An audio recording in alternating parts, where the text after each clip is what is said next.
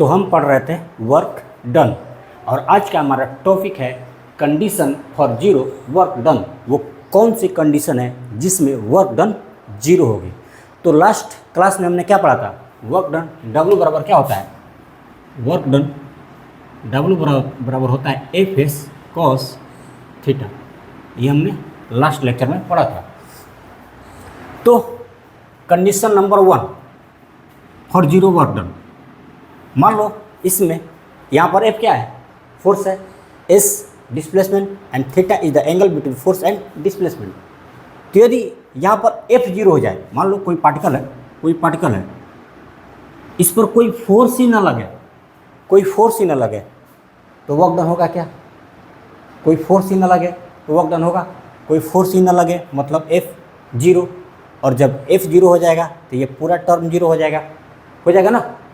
तो यदि किसी पार्टिकल पर लगने वाली नेट फोर्स जीरो हो, या फोर्स जीरो या फिर नेट फोर्स जीरो हो, ठीक है, यदि किसी पार्टिकल पर लगने वाली नेट फोर्स जीरो हो तो ऐसे कंडीशन में क्या होगा, वर्क डन क्या हो जाएगी, जीरो हो जाएगी।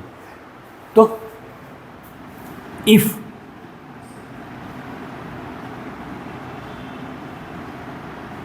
फोर्स, ब्रैकेट में लिख लो net force acting on the particle is zero, acting on a particle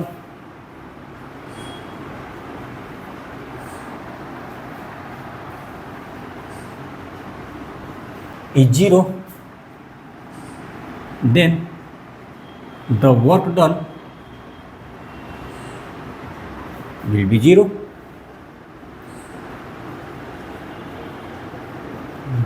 okay, तो हमें पता चल गई कि यदि फोर्स एफ जीरो हो जाएगा तो वर्क डन भी जीरो हो जाएगी। नेक्स्ट कंडीशन, मान लो ये कोई पार्टिकल है, ये कोई पार्टिकल पी है, और इस पार्टिकल पर फोर्स तो लग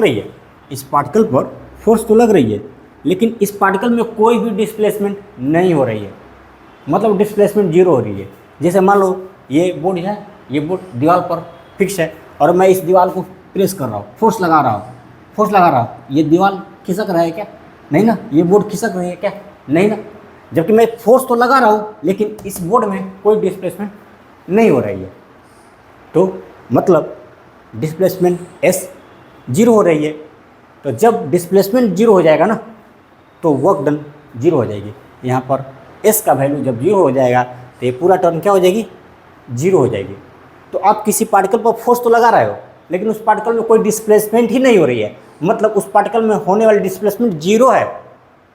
तो ऐसे कंडीशन में वर्क डन जीरो हो जाएगी। तो next condition, if the displacement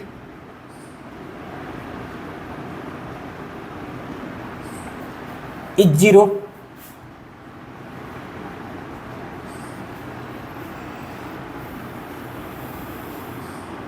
then the work done will be zero. Work done will be zero, ठीक है, ये भी जीरो हो गया। तो मान लो जैसे वर्क डन डब्ल्यू बराबर होता है एफ एस कॉस थीटा, यहाँ पर थीटा क्या है, तो angle between force and displacement s. तो मान लो यदि theta is equal to 90 degree है, मतलब फोर्स और डिस्प्लेसमेंट दोनों एक दूसरे के ऊपर परपेंडिकुलर है। जब फोर्स और डिस्प्लेसमेंट दोनों एक दूसरे के ऊपर परपेंडिकुलर होंगे तो उनके बीच का एंगल कितना होगा, तो 90 डिग्री होगा। और आप जानते हैं cos 90 डिग्री का वैल्यू कितना होता है, जीरो होता है। ऐसे में ये पूरा टर्म क्या हो जाएगी, जीरो हो जाएगी ना, ये पूरा टर्म क्या हो जाएगी, जीरो हो जाएगी। तो वर्क डन भी जीरो हो जाएगा। तो ये भी एक कंडीशन हो गया कि if force and displacement both are at right angle to each other then work done will be zero। तो इसको भी लिख दीजिए, if force and displacement both are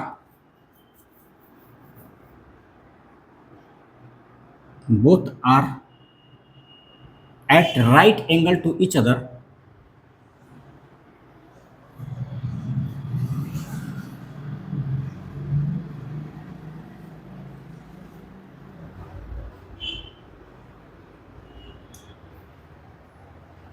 then the work done will be 0.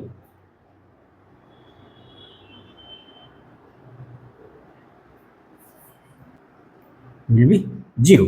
अच्छा ठीक है, ये भी कंडीशन समझ गए। और एक लास्ट कंडीशन समझ लो। मान लो कोई पार्टिकल है जो यहाँ से चलना स्टार्ट किया, ठीक है, इस पॉइंट ए से चलना स्टार्ट किया और ये इस पाथ को फॉलो करते हुए वापस इस पॉइंट ए पर ही पहुँच गया। ये पार्टिकल आया और ये क्रूज पाथ को फॉलो करते हुए कहाँ पहुँच गया? पॉइंट ए पर ही पहुँच गया। ऐसे में पार्टिकल का डिस्प्लेसमेंट क्या होगा? बताओ क्या होगा? 0 होगा ना।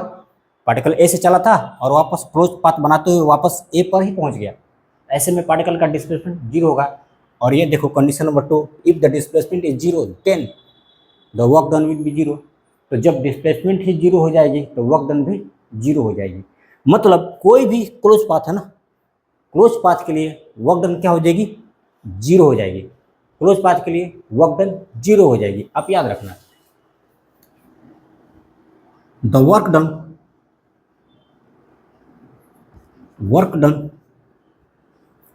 for a closed path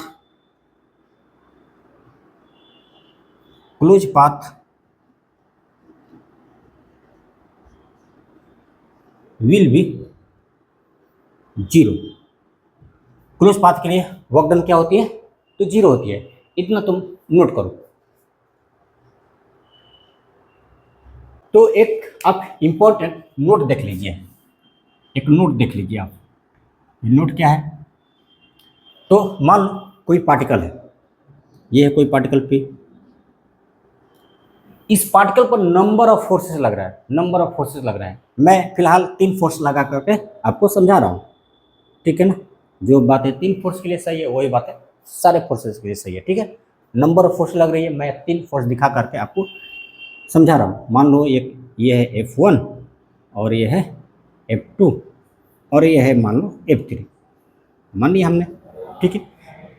number of force लग रहा है जिसमें से हमने 3 फोर्स दिखाया आपको, तो हमने मान लिया कि इस पार्टिकल पर 3 फोर्स लग रही है, F1 F2 F3, ठीक है। तो इस पार्टिकल पर रिजल्टेंट फोर्स के द्वारा जो वर्क डन होगी ना, वो वर्क डन इन सभी फोर्सेस के द्वारा जो वर्क डन होगी उनका सम होगा। मतलब यदि मान लो कि F1 के द्वारा वर्क डन W1 है, F2 के द्वारा जो वर्क डन है वो W2 है, एंड F3 के द्वारा जो वर्क डन है वो W3 है। W1 W2 and W3। तो रिजल्टेंट फोर्स के द्वारा जो वर्क डन होगा ना, रिजल्टेंट फोर्स के द्वारा जो वर्क डन होगा वो होगा W1 plus W2 plus W3, ठीक है। तो यदि किसी पार्टिकल पर नंबर ऑफ फोर्सेस लग रही होगा ना, तो रिजल्टेंट फोर्स के द्वारा जो वर्क डन होती है वो होती है the sum of the work done by all the individual forces, ठीक है। इस बात को आप ध्यान रखिएगा। यहाँ पर W क्या है? Capital W।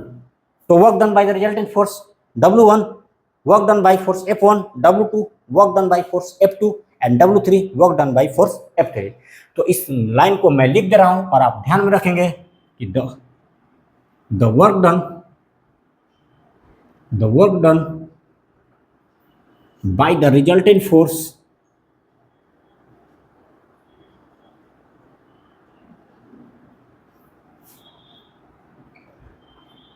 will be equal to the sum of the work done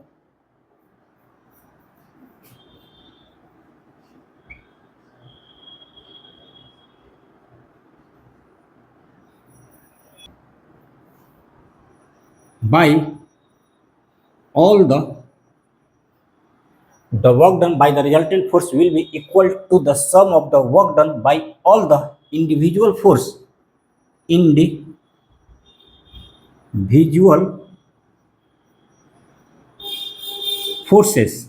acting on that particle,